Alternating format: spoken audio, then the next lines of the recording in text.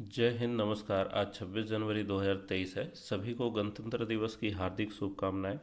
Parade देखो, जलेबी खाओ, लेकिन अपना जो पढ़ाई है उसको करते रहो, है ना। क्योंकि पढ़ाई मेन इम्पॉर्टेंट है, मेहनत करते रहना है। आज बसंत पंचमी भी है, तो माता सरस्वती की आप सब पर कृपा बनी रहे। मेहनत करने वाले विद्यार्थियों को जल्दी सफलता मिले। देखो भाई, 17 साल हो गए मेरे को पढ़ाते हुए। यूट्यूब पर तो मैं अभी आया हूँ, ठीक है। लेकिन मैंने आज तक ऐसा एक भी विद्यार्थी नहीं देखा है जिसने सही से मेहनत की हो और उसका रिजल्ट नहीं हुआ हो। तो जो लोग मेहनत करेंगे उसको सफलता मिलेगी ही, एकदम 100% सत्य बात है। तो चलो हम लोग शुरू करते हैं वीडियो। कौन कौन से क्वेश्चन है, ठीक है। अभी जो हम लोग का ये सीरीज चल रहा है सिंप्लीफिकेशन का, इसमें हम लोग क्वेश्चन को जल्दी सॉल्व करने का ट्रिक, कैसे उसको कम मेहनत में हम लोग सॉल्व कर सकते हैं, कैलकुलेशन कैसे फास्ट करना है, ये हम लोग सीख रहे हैं, है ना। पीछे 3 लेक्चर हो चुके हैं, ये चौथा लेक्चर है। तो इस क्वेश्चन को सॉल्व करने के लिए ऐसा लिखा जा सकता है। 1/2 को क्या लिख सकते हैं, 1 × 2 जोड़ 1/6 है, तो इसको 1/2 × 3 लिखा जा सकता है ना। जोड़ 1/12 है, तो 1/3 × 4 लिखा जा सकता है।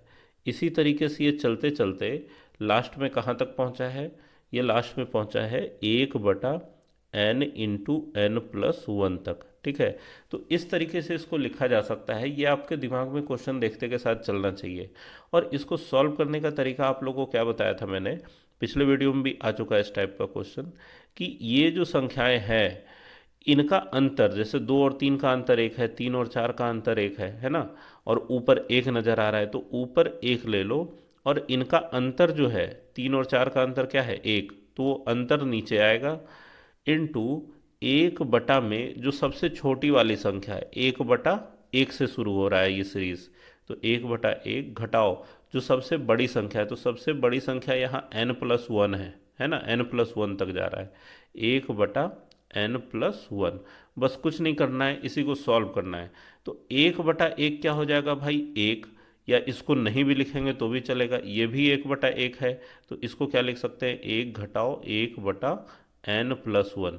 यही सॉल्व कर देंगे, आंसर मिल जाएगा। और सॉल्व करने के लिए भी कोई एलसीएम लेने का ज़रूरत नहीं है। n+1 को 1 में गुना करो, फिर ये 1 घटाओ, मतलब कि n+1 - 1, और बटा में तो ये n+1 ही रहेगा। तो +1 - 1 खत्म हो गया, क्या नज़र आया, n/n+1, जो कि ऑप्शन नंबर डी में है। तो आया बात समझ में।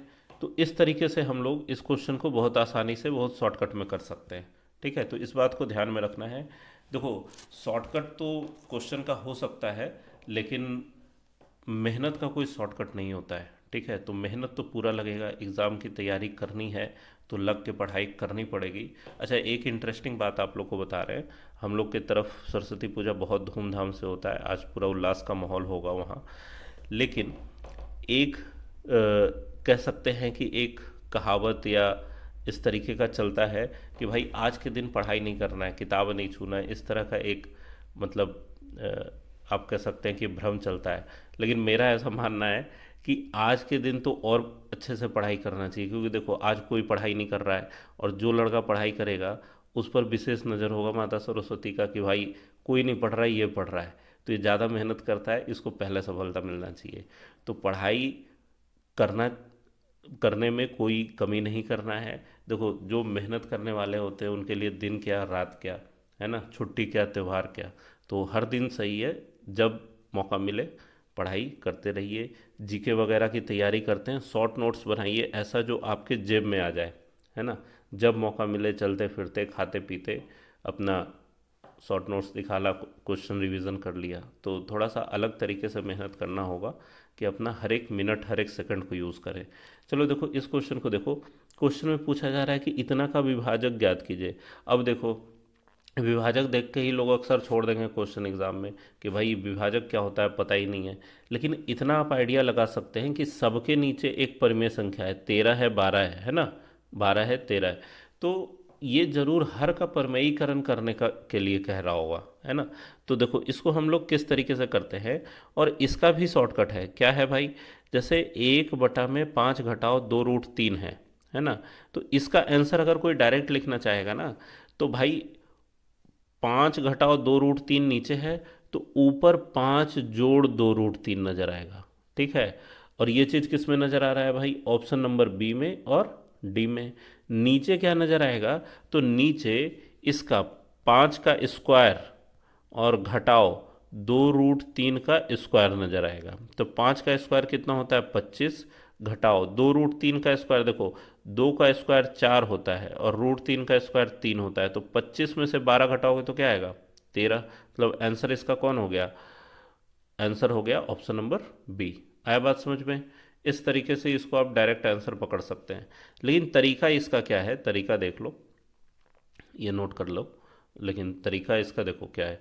तरीका ये है कि इसको पहले कंजुगेट से गुना किया जाता है। हर के परमयीकरण के लिए कंजुगेट से गुना किया जाता है। और कंजुगेट क्या होता है? जैसे अगर यहाँ माइनस में है, इसमें माइनस में है, तो प्लस साइन के साथ लेंगे वो कंजुगेट होगा। अगर प्लस में रहता तो माइनस के साथ लेंगे वो कंजुगेट होगा। तो इसको 5 + 2√3 से ऊपर नीचे हम लोग गुना कर देते हैं। 5 + 2√3 से गुना कर दिया।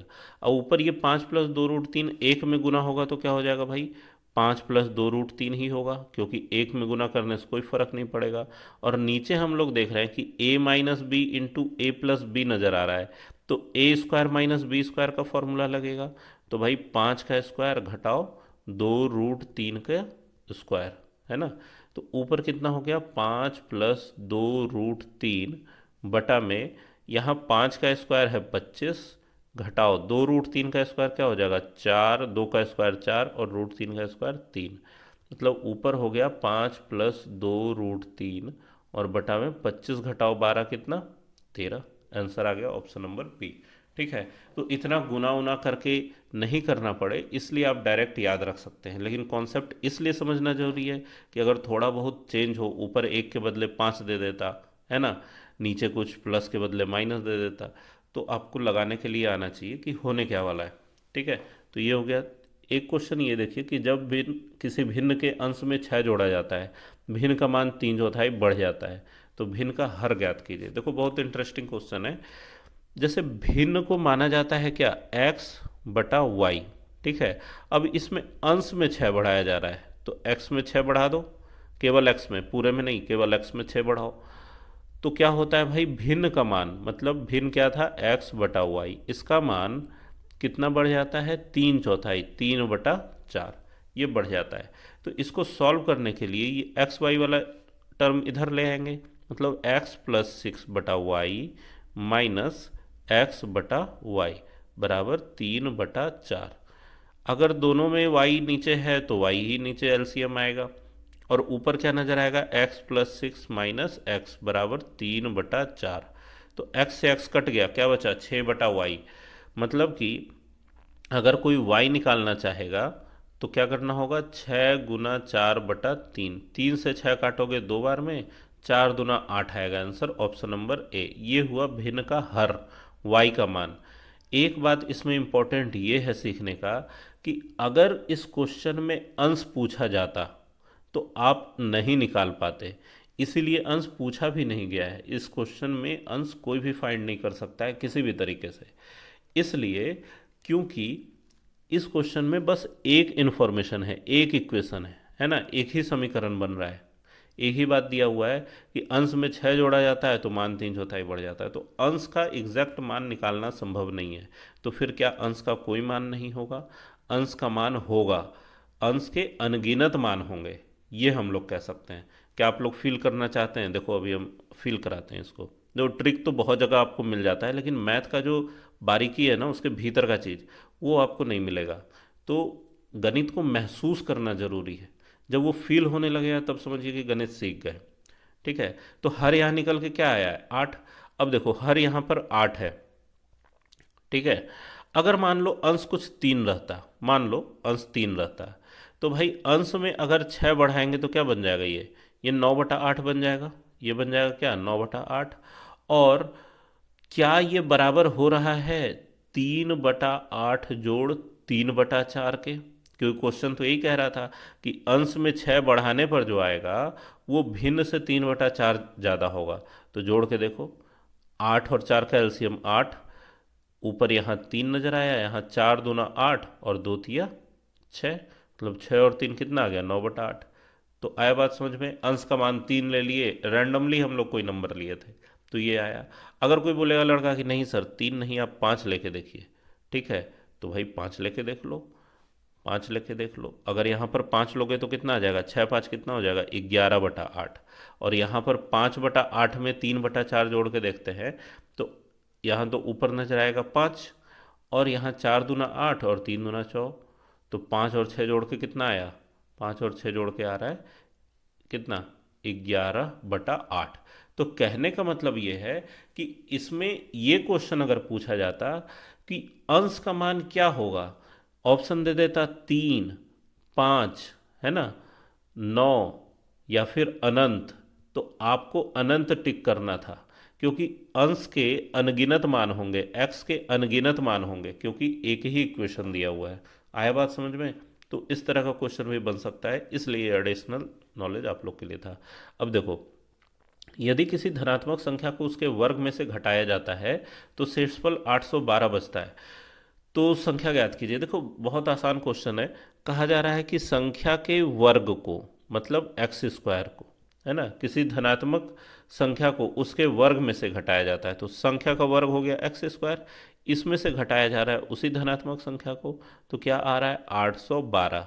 तो एक तरीका तो ये है कि लड़के क्या करेंगे कि x² - x -812 को बहुत मेहनत करके तोड़ेंगे, ठीक है, लेकिन ये बहुत मुश्किल काम हो जाएगा, काफ़ी ज़्यादा टाइम लगेगा। भाई मेरा तो देख के ही तोड़ने का मन नहीं कर रहा है। तो फिर क्या उपाय इसमें लगाया जा सकता है, देखो इन दोनों में से x कॉमन ले लो, तो x × x-1 हुआ, इसका मान क्या है 812।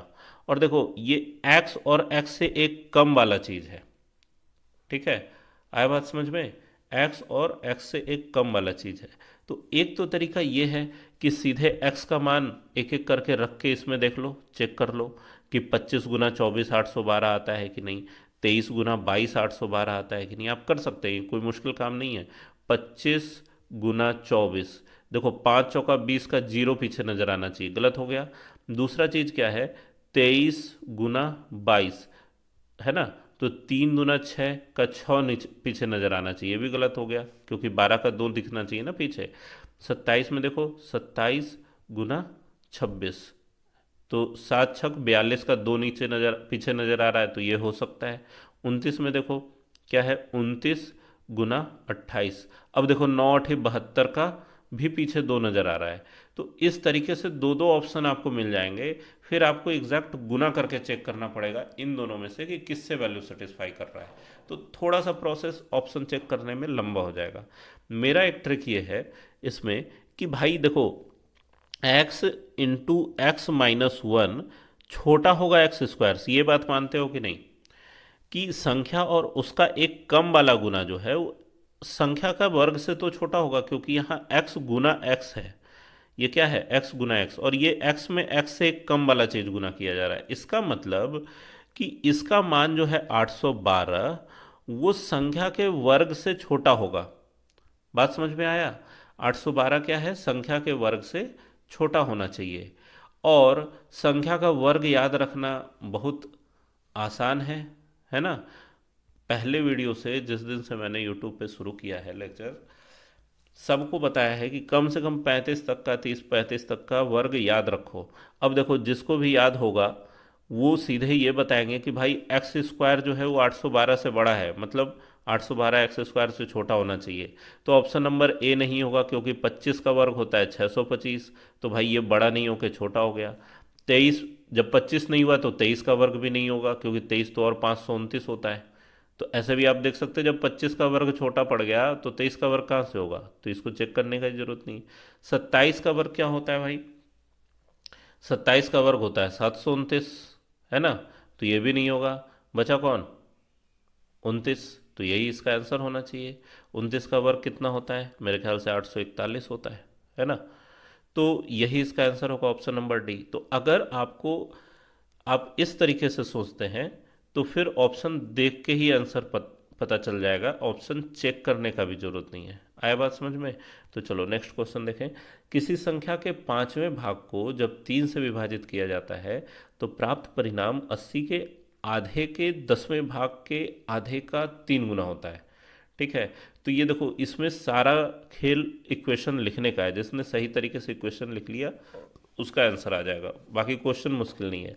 कहा जा रहा है कि संख्या के 5वें भाग, तो भाई संख्या का 5वां भाग क्या होगा, x/5। ठीक है, को जब 3 से विभाजित किया जाता है, तो 3 से विभाजित करने का मतलब है 1/3 से गुना कर दो, है ना। इसको अगर कोई 3 से भाग लगाना चाहता है तो 1/3 करना होगा, मतलब इसका 1/3 करना होगा। तो प्राप्त परिणाम क्या होता है, 80 का आधा मतलब 1/2 के 10वें भाग मतलब 1/10,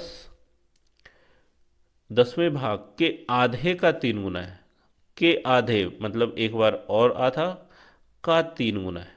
आया बात समझ में। का मतलब क्या होता है, गुना, इसलिए हम लोग गुना गुना यहाँ दे लिए।